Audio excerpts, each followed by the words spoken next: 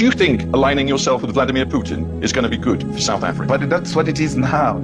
South Africa is in alliance with Russia, with India, with Brazil, with China. So why are you asking me as if it's some policy that is going to be implemented South Africa right after now, I took over? South Africa is in alliance with Russia now. South Africa right now calls itself non-aligned. In the context of the war.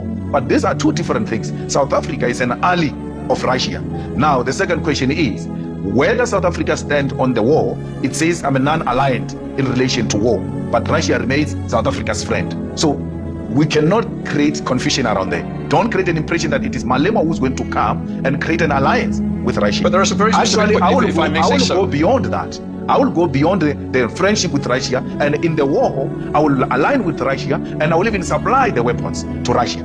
Because Russia is in a war with imperialism, and any agenda that seeks to push back imperialist agendas is well within the policies of the EFF. You say quite clearly, I would arm Vladimir Putin. Yes. You know that the International Criminal Court wants Vladimir Putin to face war crimes charges. It must start with Tony Blair, it must start with George Bush, it must go to Barack Obama, then it can go to Putin. So let's get this straight. You're saying to me that your policy, if you were in power in South Africa, is quite simple.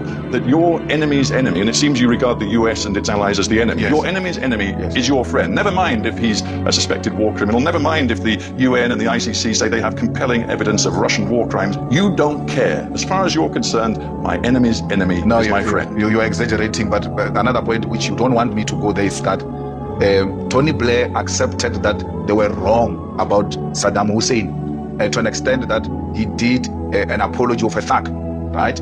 You have never called for his arrest. A man admitting that I was wrong to how many people died there, killed by those people. So all I'm saying is we are with President Putin because it's not enemy of my enemy.